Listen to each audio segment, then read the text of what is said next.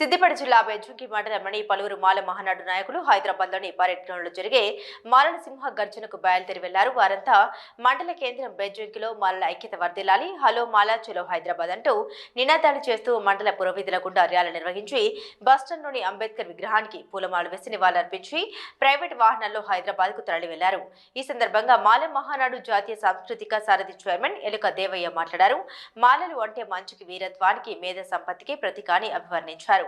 మాలలంటే గిట్టని వారు తమపై దుష్ప్రచారం చేస్తున్నారని ఆయన ఆవేదన చెందారు. రాష్ట్రంలో మాలల జనాభా తక్కువగా ఉందని, మాలల్లో ఐక్యత లేదని అనే వారికి ఇది కన్నువిప్పు కాగలదన్నారు. ఈ కార్యక్రమంలో మాల మహానాడు మండల నాయకులు రావుల నర్సయ్య, రాచూరి మల్లికార్జున్, దుగ్గ్యాని కనకయ్య, సంగం రూపేష్, మధు, ఎర్రల రాజు, పాపతి శంకర్ తదితరులు ఉన్నారు.